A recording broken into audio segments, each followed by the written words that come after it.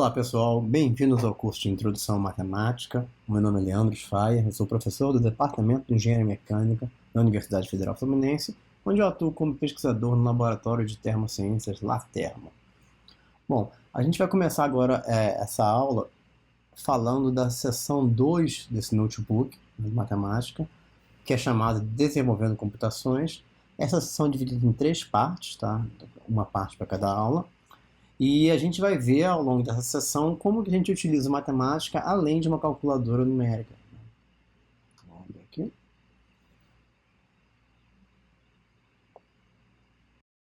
Como feito na aula anterior, a gente vai passar por essa aula olhando o conteúdo de subseção em subseção, começando pela utilização de resultados anteriores. Então a gente abre essa parte aqui com um exemplo aqui, que tem uma soma de dois números, que naturalmente dá 4. Então a gente vê que se a gente utilizar o símbolo percentual, você consegue obter o último resultado gerado e devolvido pela matemática. Então, assim, isso aqui representa o último resultado. Se você acompanhar o número do input e output, tá? O percentual vai se referir ao último output zerado. Então, esse percentual, quando eu rodei ele puxou esse último resultado aqui. E aí eu posso também usar esse símbolo para fazer uma operação. Então, se eu calcular aqui percentual mais 1, ele vai catar o último resultado, que no caso foi esse output 88, e somar 1. E agora, se eu usar esse percentual mais um percentual duplo, tá? Eu pego o último resultado e o percentual duplo significa o penúltimo resultado, né? Então eu vou somar 5, que é o percentual, mais 4, que é o penúltimo. Em cada percentual mais que eu incluo, na verdade, eu estou me referindo a um resultado para trás. Então 4 percentuais, na verdade, é o ante-penúltimo resultado. Então, se isso aqui é o 90, penúltimo 5, antepenúltimo, ante-antepenúltimo 37, é o primeiro 4. Tá? Eu posso também, para não ficar usando um monte de resultado, eu posso, na verdade, usar um número. Aí, nesse caso, estou me referindo a qual número de output que eu quero buscar. Então, percentual 1 se refere ao primeiro output gerado nessa seção, que é aquele resultado da primeira aula aqui que a gente rodou, tá? Porque eu estou rodando sequencialmente, então esse resultado do primeiro output aqui.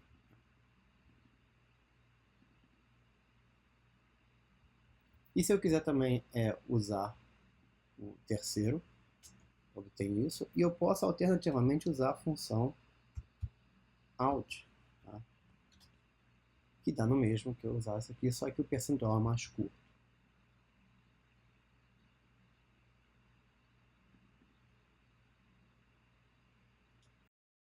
Dando prosseguimento, a gente vai para a parte de informações sobre funções e operadores.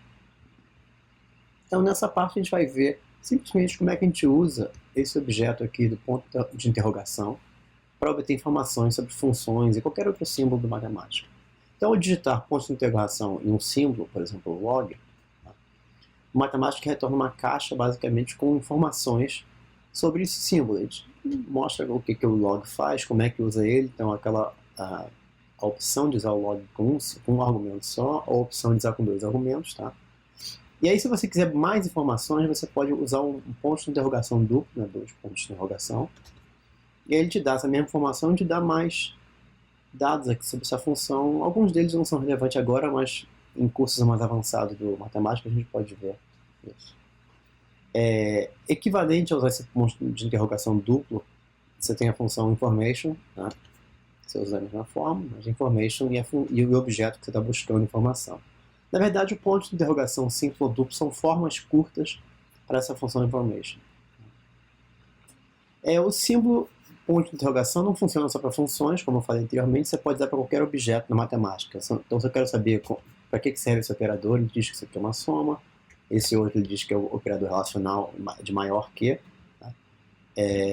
Você pode usar para constantes, tá lá constante exponencial. Tá?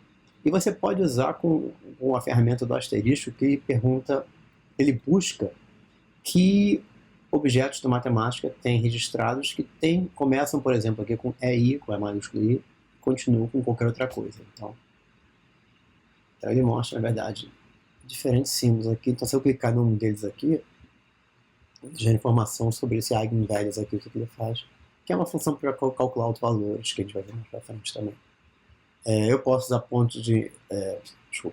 utilizar asteriscos, em qualquer posição. Então, nesse caso aqui, eu pergunto para a matemática que objetos ele tem registrados que começam com qualquer coisa, tem solve no meio e acabam com qualquer outra coisa. Tá? Então, isso dá uma lista maior. Então, naturalmente, você pode clicar, tá? Numa dessas funções aqui, você te dá o que essa função faz.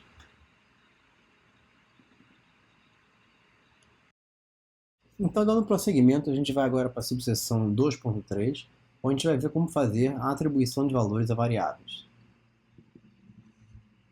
Então, a primeira atribuição que a gente vê é uma atribuição que a gente chama de atribuição imediata. Ela é feita com um operador de igual, similar a outras linguagens de programação, né? Então, quando a gente faz x igual a 5, na verdade, o que a gente deveria até ler seria x recebe 5 e avalia isso. Tá? Você retorna um resultado no output, que é o número 5, tá? Mas essa operação, ela atribuiu ao símbolo x o valor 5. Então, se eu quiser agora pegar esse x e usar numa computação, tá? Naturalmente, ele vai pegar esse x, substituir pelo valor dele, que é 5, elevar ao quadrado, no caso, dá 25. Tá? Se você quiser usar aquela função que a gente viu na sessão anterior, de information, para você pegar informações sobre um símbolo, você pode usar isso para suas variáveis, tá? E com isso, ele te diz aqui o assignment, né, que é a atribuição associada a essa variável, tá? Então, x em valor de 5, tá?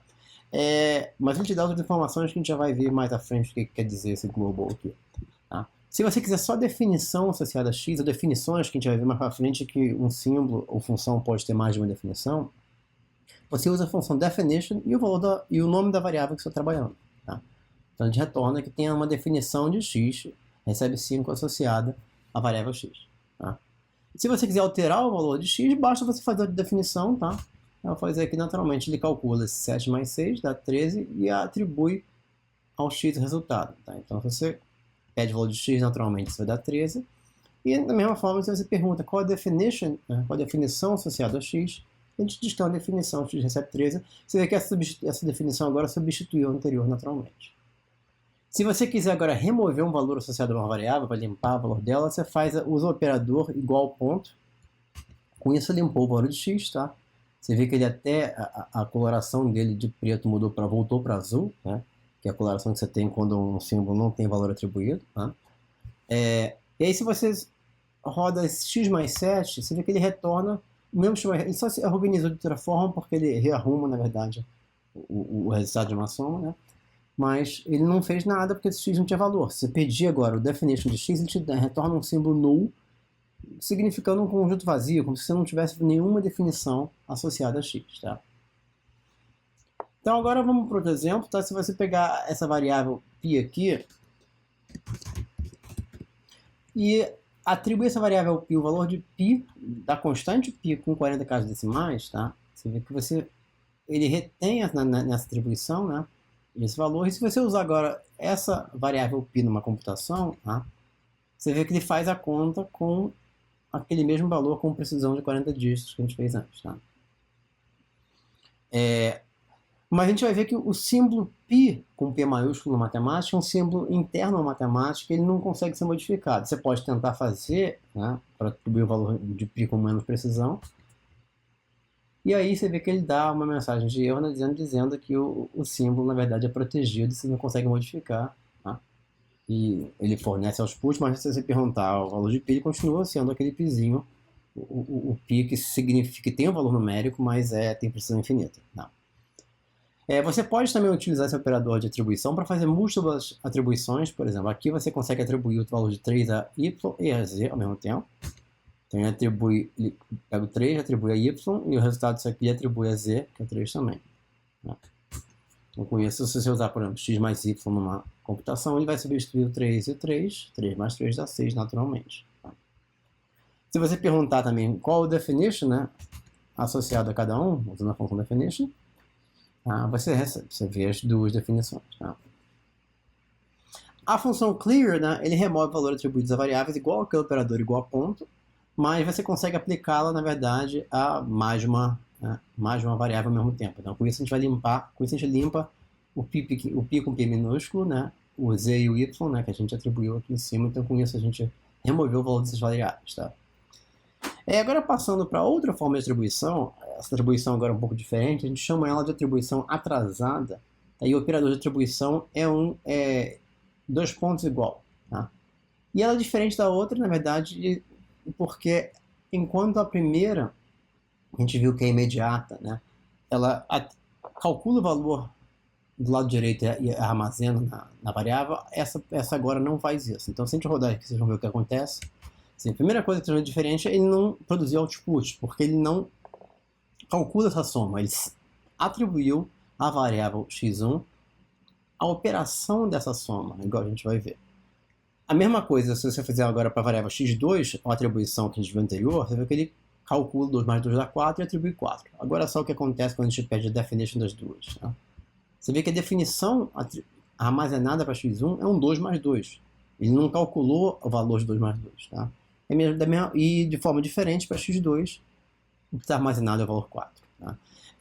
Para esse tipo de exemplo, óbvio que não tem muita diferença, mas vão ter diversas situações onde essa operação de atribuição atrasada vai ser interessante para a gente. Então vai ter uma aplicação diferente para cada tipo de atribuição. Tá? E por fim a gente remove o valor dessas duas variáveis. Tá? E encerra essa subseção. No segmento aqui a gente vai ver a representação de listas de objetos. Então uma lista de objetos é um conjunto de objetos. Tá? Isso é representado na matemática pela função list. Tá? Então se eu rodo list, ele gera isso aqui. Onde essas chaves são só a forma curta da função list. Naturalmente é muito mais conveniente a gente digitar direto na forma com chaves, tá? Mas é só para lembrar que tem uma função list que internamente representa isso. Tá? A gente pode ter uma lista de listas, a gente faz uma coisa mais complicada aqui.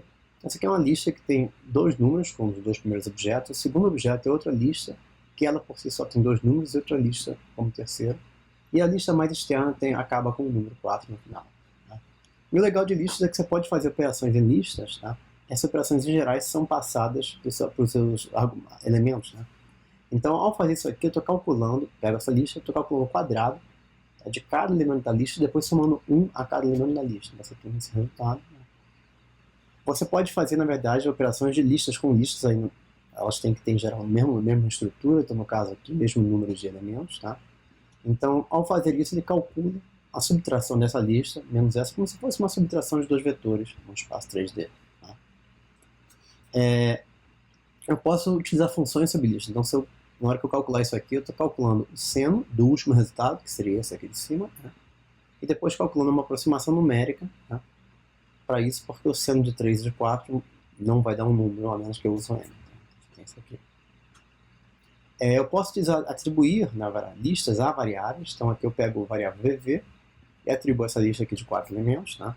E agora eu posso fazer qualquer computação com VV, ele vai substituir, então o que eu vou fazer aqui, pegar a VV, levar ao quadrado e dividir por VV ao quadrado menos 1. Então eu estou pegando, fazendo com cada elemento dessa lista, elevando o elemento ao quadrado, dividido por esse mesmo elemento ao quadrado menos 1. Então isso ele faz dessa forma.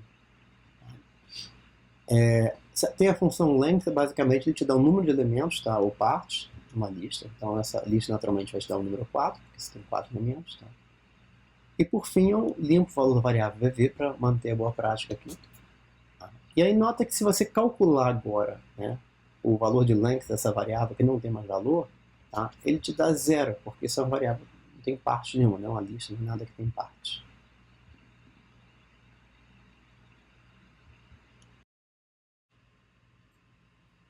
Então, a próxima subseção a gente vai ver a extração e modificação de elementos de listas unidimensionais. A função part, que é a mais utilizada para você extrair elementos de listas, né, ela funciona da seguinte forma: você especifica a lista que você quer trabalhar, tá, e você dá como segundo argumento qual é a parte que você quer extrair. Então, no caso desse exemplo aqui, você vai pegar a segunda parte da lista A, B, C, D. A função part, como ela é muito abreviada, muito utilizada, ela tem uma forma abreviada, tá, que é a forma de colchetes duplos. Então você especifica a lista que você tem. Então, em seguida dessa lista, você bota colchetes duplos e a parte que você quer extrair. E da mesma forma que eu estou trabalhando com listas explícitas aqui, tá? É muito mais comum você, em vez de escrever a lista explícita aqui, você trabalhar com a variável aqui uma variável que armazena o valor da lista. Que é o que a gente vai fazer nesse exemplo? A gente armazena a lista A, B, C, D, E, F, G na variável t. E agora, se eu pegar parte t,2, né, eu pego o segundo elemento dessa lista aqui. Tá? Ou na forma abreviada, t, colchetes duplos 2, você pega a segunda parte também. Né? É interessante que você pode usar números negativos, né, para especificar a parte, e o que o matemático vai fazer é contar de trás para frente. Então, menos 2 corresponde ao penúltimo elemento da lista. Tá? Se você quiser agora usar a função parte para pegar uma lista de elementos da lista original, entendeu? Você pode utilizar dessa forma, basta você especificar quais as posições que você quer. Então, T 1,4 te gera uma lista baseada na lista original A, B, C, D, E, F, G, tá? Mas com o primeiro e quarto elementos. Tá? A, D. A função take, ela também é utilizada para extrair parte de elementos de lista, mas ela é mais focada em você pegar faixas de elementos. Então, take t,3 vai te pegar os 3 elementos da lista T. Take t menos 3, como a gente viu anteriormente, conta de trás para frente e pega os 3 últimos. Agora, take t de 2 a 5, tá? Com a lista aqui, ele pega, na verdade, da lista T, uma faixa de elementos do segundo até o quinto. Ele pula de 1 em 1, porque você não usou só 2 argumentos. Se eu usar um terceiro argumento agora nessa especificação, tá? O que vai acontecer é que eu vou conseguir pegar, no caso do exemplo, do terceiro ao sétimo, mas pulando de 2 em 2. Então, na verdade, o terceiro argumento especifica um intervalo. Tá? Agora, voltando para a função parte, a gente consegue perceber que é possível também você usá-la para pegar faixas de elementos, tá? Ou de partes, utilizando uma construção que é esse ponto e vírgula duplo aqui. Tá? Então, parte T, 1 ponto e vírgula duplo 3, permite você pegar a parte de T do primeiro ao terceiro elemento. Tá? Na forma curta é a mesma coisa, tá? É T aqui e a especificação que fica T, ponto e vírgula duplo 3, tá? 1,3. Tá? Se você usar números negativos, você vai contar de trás para frente, então menos 3 a menos 1 vai pegar do antepenúltimo até o último elemento, tá? Ou na forma compacta, abreviada, tá? De menos 3 a menos 1. Tá? Similar ao que a gente fez aqui com o take, aqui, de você especificar o intervalo, se você usar um terceiro argumento aqui, né? Com mais um par de pontos e vírgulas aqui, você consegue especificar o intervalo que você pegar. Então, parte T, 3, ponto e vírgula duplo, 7, ponto e vírgula duplo, 2, permite você pegar uma lista de T que varre, na verdade, do terceiro ao sétimo, mais de 2 em 2. Tá? E a mesma coisa para forma abreviada. A função drop funciona da forma mais ou menos inversa da take, que ela te dá uma lista baseada no original, mas sem os elementos que você está especificando. Então, drop t,1 te dá uma lista sem o primeiro elemento. Drop t,3 te dá uma lista sem os 3 primeiros elementos. Drop t,3,3, então você consegue pegar uma lista sem aquele terceiro elemento, mas você tem que especificar uma faixa. Tá? Então, no terceiro naturalmente é uma faixa com um único elemento. Tá? Tem uma função também que agora que é uma combinação das duas, que é a take-drop. Então, a take-drop ela te dá, de uma vez só, o resultado que a função take e a função drop gerariam. Tá? Então, take-drop t,3 ela vai te dar uma lista com os 3 primeiros elementos, tá? E uma lista sem os 3 primeiros elementos. Então, esse aqui é o resultado do take, esse aqui é o resultado do drop. Tá? E aí é interessante observar que, ao fazer todas essas operações envolvendo a variável t, nenhuma delas modifica a variável t, porque a gente só está pegando, na verdade, novas listas baseadas na lista original que está na variável t. Tá? Mas se eu quiser agora modificar um elemento da variável t, da lista que está na variável t, eu consigo fazer usando a função part com o sinal de atribuição. Então, se eu faço t1, né, recebe x, o que eu estou fazendo aqui é falando que a primeira parte agora vai virar x. Então, se eu chamar isso até agora sim ela foi modificada, então não tem mais o a aqui nesse lugar, tem o x no lugar. E, finalmente, eu vou remover o valor da variável t para a gente poder prosseguir.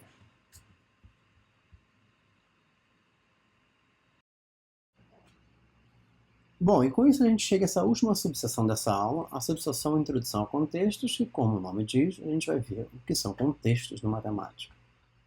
Então, contextos, né, você pode imaginar que são como se fosse um sobrenome, né, que funções ou objetos na matemática têm, tá, Então, uma família na qual objetos, símbolos, funções são agrupados, tá? Então, se você começar com esse exemplo aqui, e pedir informação sobre a função seno, você vê que tem uma mensagem sobre a função, você tem links para documentação da função, tá? Você diz quais são os atributos dessa função, que a gente vai ver mais à frente, e você tem aqui o nome completo da função. Você tem um system, uma crase, né? Esse caractere de crase, e sim, é o nome da função. Então você vê que esse system funciona como sendo o sobrenome da função seno, tá? Esse sobrenome que a gente chama de contexto, tá? E o contexto system corresponde à família, na verdade, que agrupa todos os objetos, os símbolos pré-definidos do matemática. Todas as funções constantes, tá? E assim por diante que a gente usa no matemática, que vem com o sistema já, a gente então pertence a esse contexto sim. Desculpa, contexto system. Então se você perguntar a função seno qual contexto ela está, então tem essa função context que vai te dar justamente que contexto que um símbolo pertence. Você vê que ele retorna system. Tá? E você poderia muito bem utilizar, na hora de utilizar a função seno, essa nomenclatura completa, terminologia completa para a função, um sobrenome, tá? Esse caractere de crase, sim, tá? Mas isso, naturalmente, tudo ficaria muito maior, tá? Mas isso não é problema desde que você, no geral, você vai ter mais de um contexto utilizando, a gente já vai ver qual é o outro, tá? Mas desde que você não tenha símbolos, né, com o mesmo nome nos dois contextos, isso não dá problema, né? Então o seno só está no contexto, se isso não está no outro contexto que a gente vai utilizar, tá? A função names, na verdade, ela te dá uma lista de todos os símbolos definidos, na verdade. Tá? E se você especificar o system, é asterisco, você está dizendo que eu quero todos os símbolos definidos no contexto system. Eu vou rodar esse aqui lá de fora, mas não vou mostrar o resultado todo, porque isso aqui vai te dar uma lista grande com um monte de símbolos. Tá? Então vou apagar isso aqui. Então essa lista vai ser gerada aqui, eu vou pedir para calcular o comprimento dessa lista, que ele me dá o número de elementos que tem nesse contexto. Então você vê que você tem nesse contexto system 6.740 elementos definidos. Tá? Então, falando de outros contextos agora, tá? Você tem outro contexto que você sempre está trabalhando no matemática, que é o contexto global, que é o contexto que agrupa todos os símbolos que o usuário, na verdade, está utilizando numa dada sessão de matemática, entendeu? Então, se eu fizer a mesma coisa para isso aqui, mesma operação, mas substituindo o system por global, tá? Você vê que você tem 15, tá? E se você quiser ver quais são esses 15, isso aqui a gente consegue imprimir na tela que é menor, né? Então você tem lá uns 15 símbolos. Esses 15 símbolos são basicamente variáveis símbolos que a gente utilizou nos exemplos anteriores desse notebook todo do matemática, que a gente está avaliando sequencialmente cada input e output, desde a primeira aula. Né? Então, aí você vê que esses símbolos estão lá, independente de você ter feito definições ou não. Lembrando que todas as definições que a gente fez para símbolos, a gente removeu no final a definição, né? Limpou a variável. Então, se a gente fizer uma nova definição aqui agora, com um símbolo que não está aqui na lista, esse XX, tá? A gente atribuiu, na verdade, esse símbolo aqui, esse valor desse log de raiz quadrada de E, que vai dar um meio à variável XX, e com isso, se você perceber, esse número, essa lista tinha 15 elementos, agora aumentou para 16, porque você acabou, ao fazer essa definição, você introduziu um símbolo no contexto novo, que é esse XX. Ele não bota no final, ele deixa essa lista em ordem, tá vendo? Que é isso aqui. Tá? Mas agora você pegar um símbolo AA1, que não foi utilizado em lugar nenhum, tá? Você pede informação, ele, na verdade, te diz que esse símbolo não é encontrado, tá? Não tem definição, e nem diz, não tem nem aquela, ele não diz nem que pertence a algum contexto, que ele nem foi utilizado. Então, se eu utilizo, na verdade, esse A1, tento fazer uma conta com ele na computação, né? Então, e agora, depois disso, você vem e calcula, na verdade, né? Tenta calcular esse length names global, você vê que isso aumentou para 17, e de fato, se você olhar o A1, está ali. Tá? Então, você vê que então, o que a gente falou aqui antes, de ao atribuir o valor ao XX, ele foi incluído no contexto, não foi pela atribuição em si, foi pelo fato de ele ter sido utilizado no input. Tá? Então, se você tivesse simplesmente rodado, tá, o XX sem atribuição nenhuma, você teria, na verdade, incluído ele no contexto. Tá? Então, mas se eu perguntar agora informação sobre A1, você vai ver que ele diz que ele está lá no... Ele diz que é do contexto global, tá? Full name, tá? Mas não tem definição nenhuma associada a ele, então ele não mostra definição nenhuma, tá?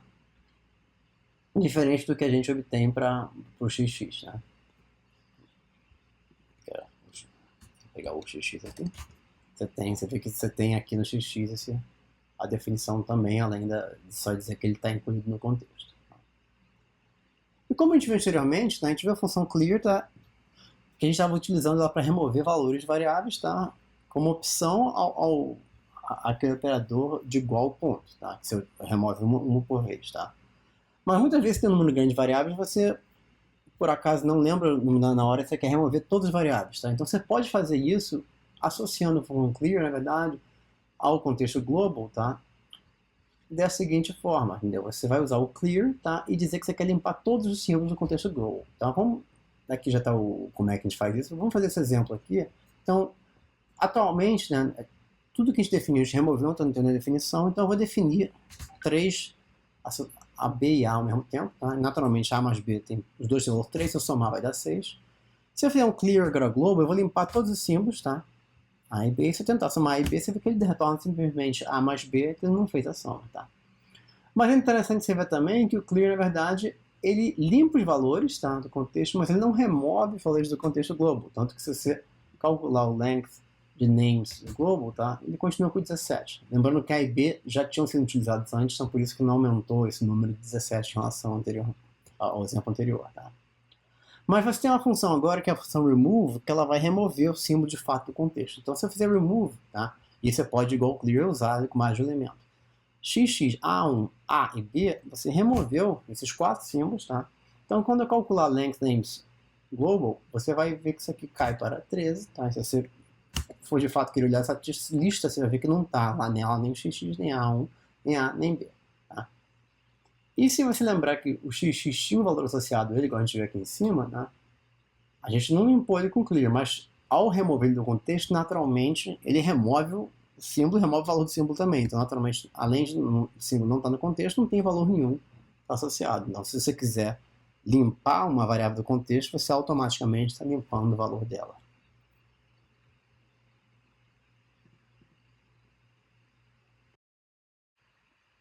E com isso a gente chegou ao final dessa aula. Eu espero que vocês tenham gostado. E se vocês tiverem qualquer comentário, dúvida, sugestões, é só comentar o próprio vídeo ou enviar para a gente, tá? E se vocês gostaram, sigam o nosso canal para ficar atento às novidades.